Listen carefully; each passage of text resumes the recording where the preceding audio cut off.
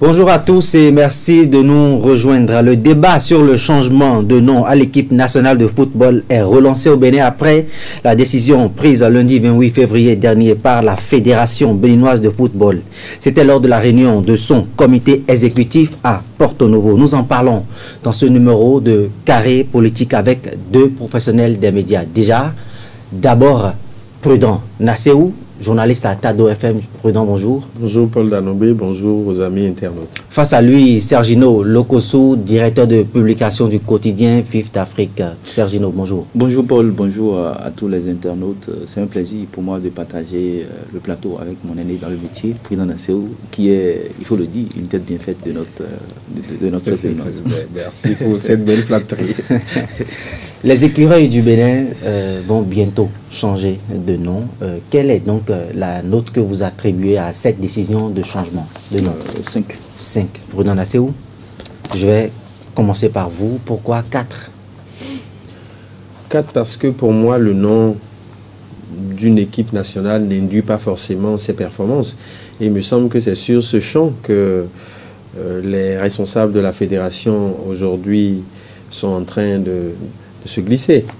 En ce sens que ce débat a été entier dans le pays depuis un certain temps, où on a estimé que c'est parce que nous appelons écureuil que nos performances ne sont pas au niveau optimal. Mais personnellement, en tant que journaliste, sans être critique sportif, je ne partage pas du tout cet avis parce qu'il y a des préalables pour qu'une équipe nationale, justement, donne de bons résultats dans les différentes compétitions, aussi bien sous-régionales qu'internationales.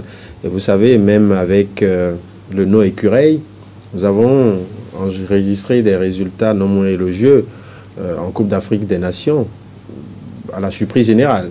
Et donc, pour moi, le changement de nom ne doit pas être aujourd'hui la priorité au niveau de la Fédération béninoise de football, en tout cas sous le magistère de ceux qui occupent aujourd'hui les postes de responsabilité au niveau de cette fédération. On sent quand même une certaine léthargie, une certaine improvisation, un manque de professionnalisme, j'assume tout ce que je dis, dans, je dirais, la conduite des missions qui sont celles de la Fédération béninoise de football. Ça dit que le minimum, c'est une bonne organisation d'un championnat, malgré les différentes réformes visant à accompagner les clubs induites par certaines actions du gouvernement. On sent quand même que le championnat national n'est pas ce qu'il doit être. En tout cas pour moi, il n'est pas à la hauteur de ce que nous observons dans d'autres pays comme la Côte d'Ivoire et autres, même le Sénégal.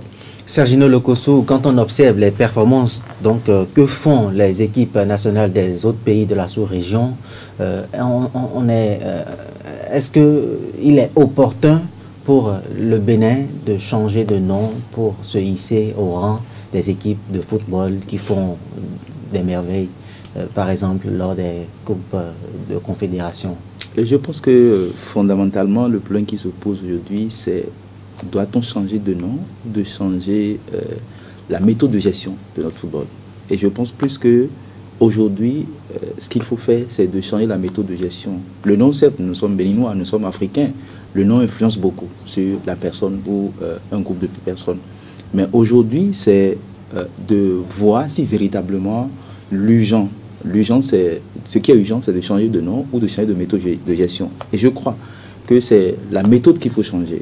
C'est déjà bien que des réflexions se mènent dans ce sens. Pour moi, changer de nom, c'est en quelque sorte rattraper le retard. Parce que nous traînons un gros retard en ce qui concerne l'organisation de notre football. Quand je parle de l'organisation, je parle également de la sélection. La sélection et des joueurs et des entraîneurs. Est-ce que véritablement nous avons une équipe nationale dont nous sommes fiers? Je ne pense pas. C'est vrai, quelque chose a été fait. Et il reste beaucoup à faire pour que véritablement le Bénin, l'équipe nationale du Bénin puisse se hisser au rang des grandes équipes de football. Déjà au niveau du continent comme la Côte d'Ivoire, le Sénégal, le Cameroun, la Tunisie et beaucoup d'autres pays. Je pense que pour ma part, le changement de nom ne fait pas forcément de l'équipe une équipe forte. Si le changement de nom faisait de l'équipe une équipe forte, les lions indomptables du Cameroun n'allaient pas laisser la CAN 2022 aux Lions, de la Côte d'Ivoire, aux éléphants de la Côte d'Ivoire par exemple. Donc je pense que c'est vrai que le nom influence beaucoup, mais aujourd'hui fondamentalement, il faut que véritablement on organise. Et je pense que c'est les deux parties, notamment l'État, qui fait beaucoup. Moi j'applaudis au passage le ministre des Sports, qui fait beaucoup en ce qui concerne le football, mais il revient à la fédération de sélectionner et joueurs et entraîneurs, parce que le problème se pose là. Il faut que nous ayons des cadres compétents. Quand je parle de cadres, je parle des joueurs compétents, qu'ils soient locaux ou internationaux, qui reflètent également qu'ils ont un bon jeu. Et non seulement ça, en dehors de ça, il faut motiver les joueurs. C'est ce qui manque à notre pays. J'assume ce que je dis, parce que quand vous suivez les autres nations de football, il y a que c'est toute une organisation du début jusqu'à la fin. D'abord, le confrère, mon aîné confrère a parlé de, je crois bien, de l'organisation. D'abord au niveau local, comment on organise les championnats au niveau local. Est-ce qu'il y a un bon suivi pour les championnats? Aujourd'hui, je pense que le changement de nom, oui, mais il faut un préalable, il faut des préalables. Les préalables, c'est d'organiser comme cela se doit, de s'entendre au niveau de la fédération, comment les joueurs sont sélectionnés, comment les entraîneurs sont sélectionnés, qu'est-ce qu'on veut faire de notre équipe, est-ce que nous avons déjà l'équipement qu'il faut, parce que le football c'est également ça, c'est les structures sportives, est-ce que nous avons véritablement de structures sportives? Et j'applaudissais le ministre, enfin le gouvernement, le ministre des Sports, parce qu'il y a beaucoup de créations, il y a beaucoup de stades qui sont en train d'être construits. Il faut finir ça là d'abord, il faut arriver à détecter les talents au niveau du pays d'abord.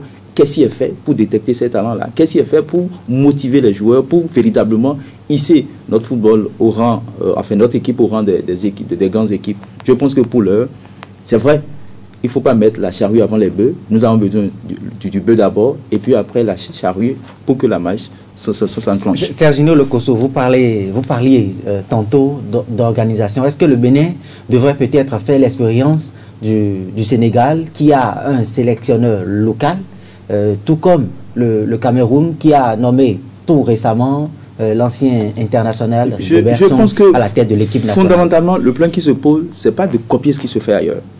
Le plan qui se pose, à mon avis, c'est de saigner nous-mêmes les reins et d'inventer un avenir aux couleurs de nos rêves, un avenir à décliner en plusieurs futurs possibles, à mon avis.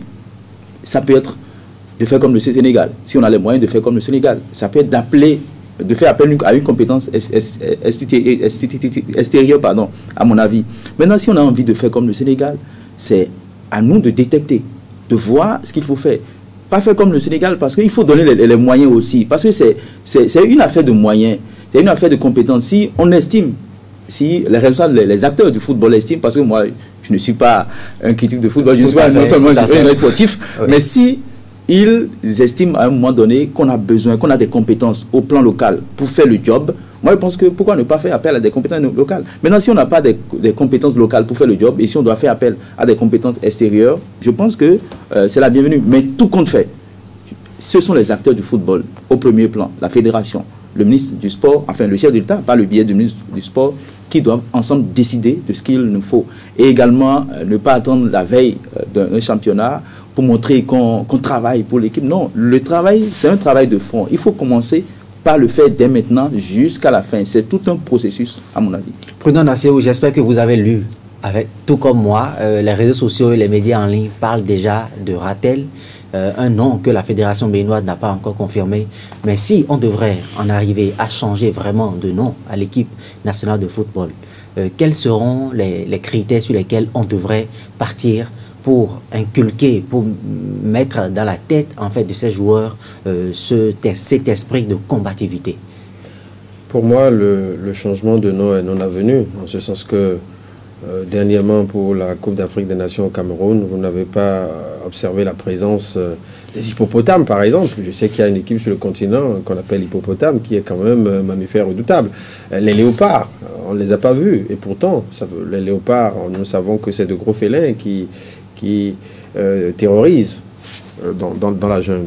Et donc pour moi, les performances induites en championnat par une équipe ne sont pas forcément liées à son nom. Je peux être d'accord que les noms influencent les enfants en Afrique, Mais est-ce que ces noms-là riment avec la performance des équipes nationales? Ça, c'est un autre débat sur lequel moi, je ne voudrais même pas me hasarder. La nécessité aujourd'hui, c'est vrai, on peut décider de changer de nom. Ça ne me pose pas véritablement de problème. Mais l'urgence, pour moi, doit être actuellement ailleurs. Nous avons raté de justesse la participation à la CAN dernière, du fait du manque, comme vous l'avez dit, on va dire, de combativité. C'est ma lecture des choses. Parce qu'à ce niveau-là, de la compétition, on ne doit pas voir des joueurs errer sur le terrain. Ce qu'on a vu à Kourounou dernièrement, pour qu'on rate cette participation-là, ça désole tout nationaliste ou tout citoyen, tout patriote féru du football. Oui. On a comme l'impression que cette agressivité, cette combativité, cette envie de vaincre qu'on connaît aux grands champions a manqué à nos ambassadeurs. Je l'assume.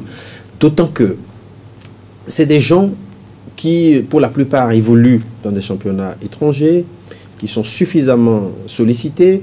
Est-ce que c'est tout ça qui joue sur leur performance? Mais il va falloir quand même faire le diagnostic et apporter les solutions qui vaillent. Mieux, une équipe ne se construit pas à brûle pour point. Il faut construire. Il faut une pépinière.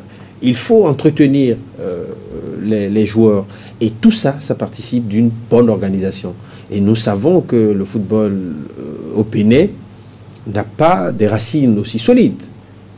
Nous découvrons du jour au lendemain des joueurs qui sont peut-être à l'étranger ou qui jouent en championnat locaux, on les appelle en équipe nationale, alors que nous savons qu'aujourd'hui, de plus en plus, le football est devenu une profession où les gens y entrent, comme si on entrait à l'école à partir du CI, pour finir peut-être à l'université. Donc c'est ça, aujourd'hui, ce que nous observons au plus haut niveau en matière de fabrication de talents footballistiques. Et ça nécessite de gros moyens, ça nécessite de gros investissements. Ailleurs, ce n'est pas l'État qui joue ce rôle-là. On a vu que dans certains pays où ça marche, c'est les mécènes qui sont derrière les grands clubs. Il faut peut-être aller vers cela. C'est pour ça que tout à l'heure, je saluais les réformes du gouvernement qui visent à demander à certaines structures de l'État d'accompagner les clubs. Mais il faut aller au-delà, à partir des pépinières. Il faut aller au-delà pour qu'on ait des pépinières qui pourraient générer dans les catégories d'âge des talents qu'on va suivre depuis les minimes pour les retrouver plus tard en sélection nationale. Et je crois que quand nous allons construire notre football de cette façon-là, nous pourrions véritablement avoir de bons résultats. Mieux, ça devient un challenge pour ceux qui ont appris le métier de cette façon-là, se donner à cœur joie sur le terrain. Parce que je parlais de nos internationaux qui viennent sur le terrain qu'on méconnaît. Parfois, on se demande est-ce que c'est un manque de performance ou c'est un manque de volonté de leur part, parce que moi, je n'arrive vraiment pas à justifier que des gens, pour des matchs à grands enjeux, ne puissent pas véritablement donner le meilleur d'eux-mêmes afin qu'on puisse avoir les résultats. Vous parliez tout à l'heure de sélectionneurs nationaux évoquant le Sénégalais. Ben, nous savons quelle est la rage de vaincre d'Aliou Cissé. Et donc, quand on a des entraîneurs comme ça, qui ont un mental fort, qui sont meus par la rage de gagner, d'apporter un plus à leur pays, les résultats suivent.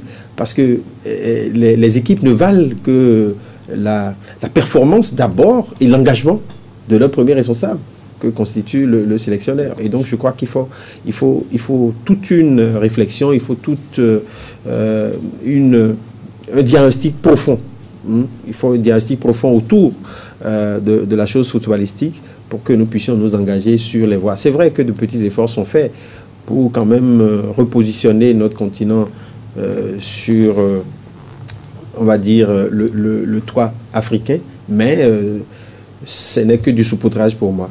Saupoudrage, mais il y a quand même eu le championnat national scolaire que le Bénin a organisé seulement l'année dernière. Il y a eu la construction d'un certain nombre de stades omnisports, est-ce que ce ne sont pas des choses qui sont de nature donc à construire cette pépinière dont vous parlez?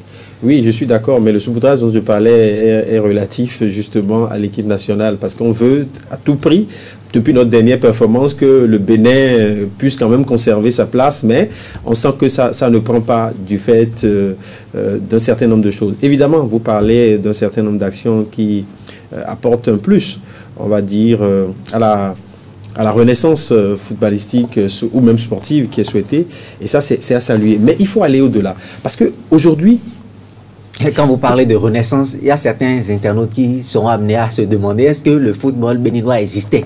Oui, il a existé. Avec quel résultat? Avec quel résultat concrètement? On peut quand même se vanter d'avoir participé brillamment à une Coupe d'Afrique des Nations où on a atteint les quarts de finale. Ce n'est pas rien.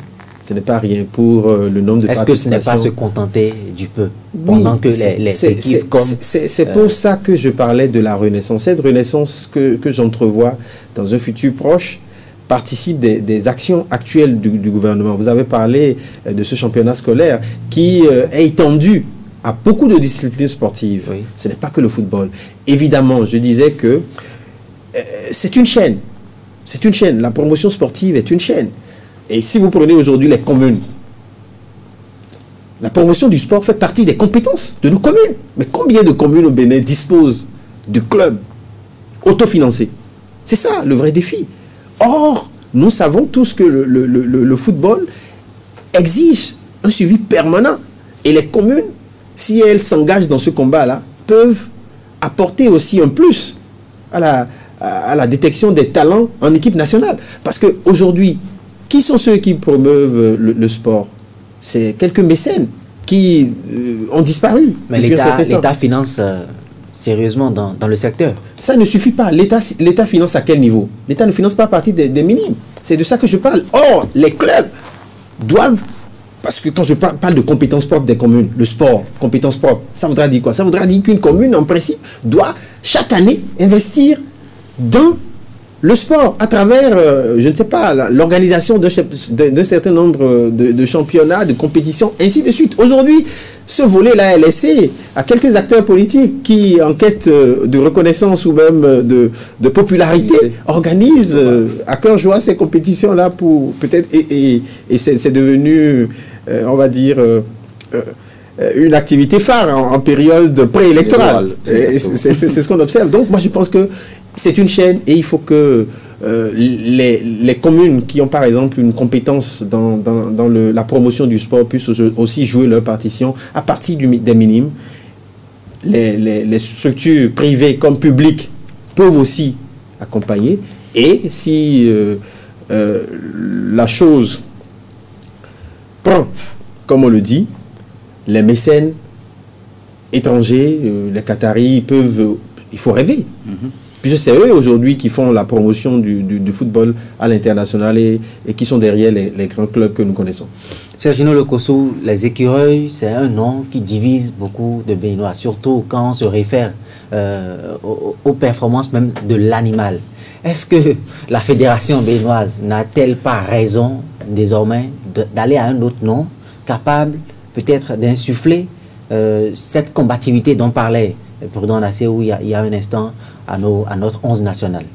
Oui, je pense que c'est possible que quand on se réfère à cet animal-là, on va se dire que bon, l'équipe nationale ne va pas donner assez de résultats comme on l'aurait souhaité. Il y en a même qui ont réduit l'écureuil à un animal qui ne fait que grignoter les noix de palme. Évidemment. Donc je pense qu'aujourd'hui, c'est de travailler, à oublier d'abord le changement de nom, c'est de travailler à dynamiser notre équipe nationale, c'est de travailler à inculquer ou à insuffler, comme l'a souligné mon aîné tout à l'heure, la combativité à tous les acteurs du football, enfin à tous les joueurs que nous avons aujourd'hui. C'est de travailler à les motiver, parce que je le dis, oui, il faut les motiver. La motivation, elle est très importante à mon avis. C'est de leur montrer que tout l'espoir d'un peuple repose sur eux. Et donc, quand c'est comme ça, vous êtes obligé de travailler. Et en matière de sélection de joueurs, il faut éviter les affinités. Il faut éviter, parce qu'il est parent à un tel chef, il est parent au président de la fédération. Je n'ai pas information de ça, mais je me dis, c'est ce qui est souvent reproché. Donc, il faut véritablement travailler à dynamiser notre équipe de football. Parce qu'aujourd'hui, c'est vrai, nous avons tous nos côtoyers politiques, nous avons tous nos penchants pour telle formation politique. Mais le football, je pense que c'est ça qui unit tout le peuple de béninois, à mon avis. Quand les écureuils ont des matchs à jouer, regardez la ferveur qu'on observe dans tout le pays, du nord au sud, de l'est à l'ouest. Et donc, quand c'est comme ça, il faut véritablement qu'on investit dans le football, qu'on investit à redynamiser les choses, ne pas rêver quand on voit les autres formations, enfin les autres équipes de l'Afrique comme le Sénégal, la Côte d'Ivoire jouer, non, mais c'est un travail qui se fait, c'est de l'investissement. Est-ce qu'aujourd'hui nous sommes prêts à investir? Est-ce qu'aujourd'hui nous sommes prêts à laisser de côté nos égos pour véritablement fonctionner? C'est de ça qu'il s'agit. Ce n'est pas de voir les équipes d'autres pays et de crier et si on peut faire. Non, c'est un travail de fond qu'il faut faire. C'est maintenant, pour l'heure, là, moi je pense que c'est d'oublier d'abord ce changement de nom, dynamiser l'équipe, renforcer les capacités des uns et des autres. Et c'est vrai que l'État a fait beaucoup. Il y a eu des structures sportives qui ont été construites. Il y a eu des stades de football maintenant. Maintenant, c'est de veiller à ce que les championnats qui sont organisés soient bien organisés. Que des présidents de clubs ne viennent pas à la télé pour dire on manque de moyens, on manque de ci, on manque de ci. Et donc, il faut véritablement qu'il y ait un suivi parce qu'il n'y a pas de génération spontanée. Il n'y a pas une équipe qui vient tout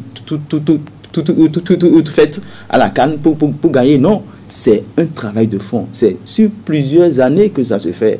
Et pour le faire, ce n'est pas de rêver, ce n'est pas d'organiser, ce n'est pas de mettre de l'argent aujourd'hui et puis on aura le résultat de demain. Non, c'est faux. Il faut véritablement travailler. Il faut l'homme qu'il faut à la place qu'il faut. Parce que c'est aujourd'hui le plan qui se pose. Mais le Bénin a plusieurs stars. Évidemment. Sakiné Alakbe, Jodel Dosso, des gens qui jouent dans de grandes équipes. Pourquoi ça ne bouge pas? Ça ne bouge pas parce qu'on ne veut pas que ça bouge.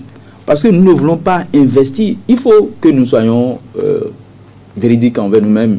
Il faut laisser de côté les hypocrisies et véritablement travailler. Il faut faire un travail de fond. Je sais qu'on est capable. Je sais que celui qui est là actuellement, le chef de l'État, il aime le football. Je sais qu'il est en train de faire un gros travail. Et il a compris. C'est pourquoi il y a eu la construction des stades. C'est pourquoi il y a eu l'organisation de plusieurs championnats. C'est pourquoi il y a un certain nombre de choses qui est en train d'être faites. Mais au niveau de l'équipe nationale, il faut véritablement travailler pour que nous ayons une équipe digne du nom, comme les autres équipes qui nous font plaisir quand nous suivons la télé, l'équipe de la Côte d'Ivoire, du Sénégal et d'autres pays. Et pour que nous en arrivons à cette joie qui sera totale, c'est qu'il faut travailler. C'est qu'il faut véritablement organiser. Il faut mettre les moyens. Il faut bien traiter les joueurs, on va dire. Parce qu'on a 2, 3, 4, 5 qui fonctionnent à l'international. On va les faire appel. On va se dire qu'on a déjà de la compétence. C'est faux. Je me rappelle de l'un des propos du confrère Laurent Toninkes qui disait sur ce plateau qu'il fallait raser toute cette équipe parce il a déploré notamment la nonchalance, la paresse de certains joueurs sur le terrain. Est-ce que les nôtres ne font pas trop la star sur le terrain? C'est possible. Je concède à Laurent cette façon de voir les choses. Mais je dis aujourd'hui, raser, c'est fort à mon avis. Il y a encore de la compétence parmi ceux que nous avons. Maintenant, l'ENEA a tout dit. C'est de leur inculquer la combativité. C'est de leur dire que l'espoir repose sur vous. Et de laisser de côté les égos parce qu'on évolue ailleurs, on pense qu'on est des stars. Non, c'est pas ça. Nous sommes en équipe nationale. Et en équipe nationale, il faut véritablement travailler à hisser son équipe. Et pour hisser son équipe, c'est de collaborer, c'est de composer avec ceux qui sont ici. Et ceux qui sont ici doivent être des compétences aussi. Et donc, moi, je pense que le plan du football aujourd'hui au Bénin, c'est vrai, il y a beaucoup de gens qui aiment le foot, nous aimons le foot, mais il faut véritablement que les uns et les autres, surtout les acteurs au premier plan, puissent véritablement travailler à sortir notre football de l'ornière. Sinon, dans 5 ans, dans 10 ans, nous reviendrons peut-être sur ce plateau et nous allons poser les mêmes problèmes sans trouver de solution. C'est pourquoi elle dit, quand vous m'aviez fait ma première question, que c'est un avenir à décliner en plusieurs futurs possibles. Et les futurs, ça constitue un certain nombre de choses à faire pour améliorer les choses, pour que véritablement nous ayons une équipe. Une toute dernière question. Beaucoup de propositions se font actuellement. S'il vous était donné de faire une proposition à la Fédération béninoise de football, quel nom proposeriez-vous à notre national? Je ne proposais pas de nom sans qu'un certain nombre de préalables soient réglés, à mon avis. Lesquels? Quels préalables, par exemple? C'est de dynamiser, c'est d'organiser l'équipe comme cela se doit. C'est qu'on doit commencer par avoir des compétences dans notre équipe. Et quand on a ces compétences, parce que moi je dis, c'est vrai que le nom influence, mais pour l'heure, ce n'est pas le nom qu'il faut. Ce n'est pas le changement de dénomination qui importe. Pour l'heure, c'est de travailler à dynamiser le football béninois. Et le nom ne fait rien. On peut même travailler à dynamiser le football béninois. Oui, le nom viendra après. Oui, c'est comme ça. Un nom, une proposition de nom. Je vais vous surprendre parce que je n'ai pas de nom à proposer à la Fédération béninoise de football, en ce sens que j'aurais été séduit, par exemple, si c'était les dignitaires religieux ou les responsables des cultes endogènes qui avaient fait des consultations et indiqué que les comptes performance sont liés à tel au nom et avaient fait des propositions que la fédération veut, on va dire, apprécier à travers une réunion statutaire, j'aurais pu comprendre. Il ne revient pas à une fédération qui a des compétences que nous connaissons, qui a des missions claires et définies. Quand c'est elle qui porte, ça laisse à désirer. Je peux être d'accord que le nom influe les performances de notre équipe nationale, mais il revient aux sachants de faire le diagnostic et de faire des propositions dans ce sens. Je sais que la chose est possible, et si cette piste n'est pas exploitée, il va falloir peut-être l'explorer pour qu'on ne dise pas après que ce nom-là ne rime pas avec l'équipe nationale. Et je crois que si on doit aller vers le changement de nom aujourd'hui, il faut aller vers les sachants, les dépositaires de la tradition et des cultes endogènes, afin que si l'oracle a le don de prémonition, comme il se le dit, je suis pas, donc qu'on puisse explorer ces pistes-là afin de proposer des noms qui pourraient mieux induire des résultats à notre équipe nationale. On vous aura compris, Prudent Nasséou. Je rappelle que vous êtes journaliste à Tado FM. Vous avez fait le débat ce matin avec Sergino Lokossou, qui est le directeur de publication du quotidien Vif d'Afrique. Amis internautes, nous sommes donc à la fin de cette émission. Merci de nous avoir suivis et à bientôt pour un autre numéro de Carré Politique.